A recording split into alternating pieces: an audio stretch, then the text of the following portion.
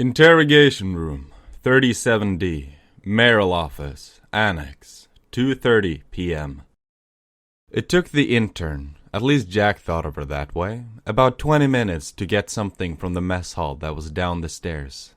Needless to say, this did give Jack plenty of time to spin a yarn, but he'd actually thought better of it, namely because Hareen was laughing so hard that she was in tears.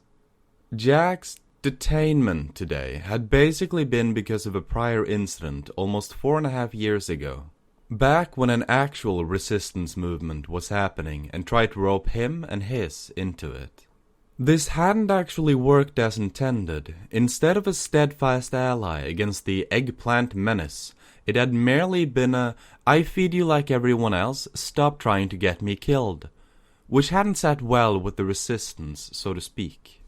But Jack was a firebrand. He was insolent to a fault, and cheeky too. The man had an opinion on everything the Shivanti did, showed no fear when confronted by interior agents and what they could do, paling around with common soldiers and resistance members alike. Because you can't abandon your friends regardless of the stupid decisions they make. It was kind of clear the man either didn't notice the fact that this was a bad thing to do, or he didn't care. Actually, it was very likely that he didn't care. As for what had Hareen in tears, however, the incident report was almost 10 pages long of Jack's transcribed voice literally going into particular citation geology of the woman who had detained him, and whether or not her family line may have been responsible for some rather hideous and treacherous things.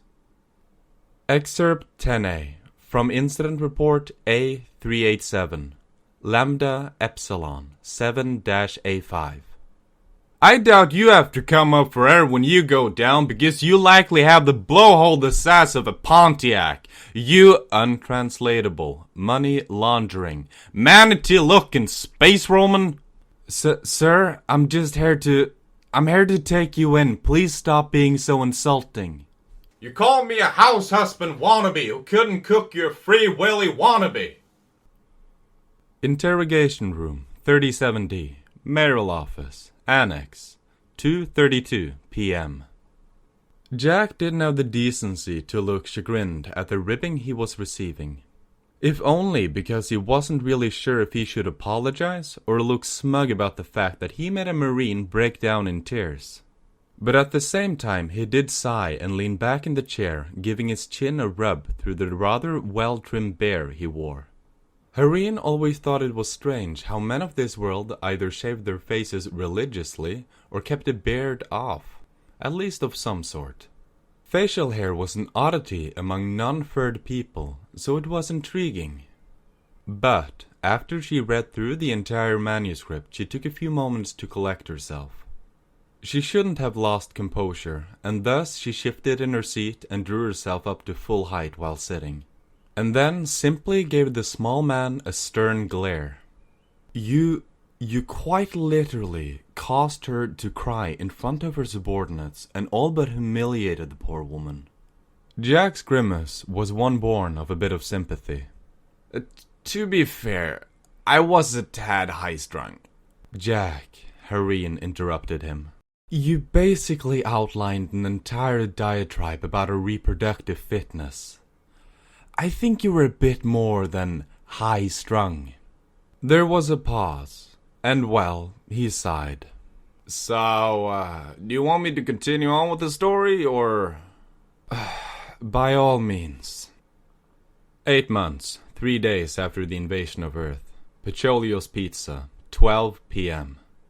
Right, so, after I'd basically caused the biggest stink ever at the processing portion of everything, I actually got stuck in with an interior agent that was on the side at the time. Her name was, R. Ike, I believe. Correct me if I'm wrong. But, yeah, needless to say, that went about as well as can be expected. Now, she was very polite about everything. From all the horror stories I've heard from the guys who I know are resistance members, you'd think that interior agents were all despots who couldn't put 2 and 2 together to get a fucking 4.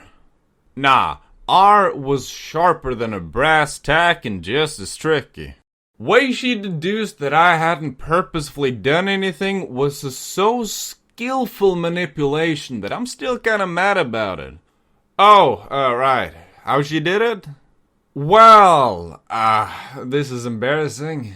But she set me up on a date with her daughter. Now, I had no issue with that at all, and I actually thought that was it.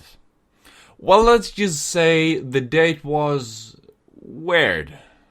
So, before that, being stuck in one of your interrogation room, it's a lot like being stuck in a police annex.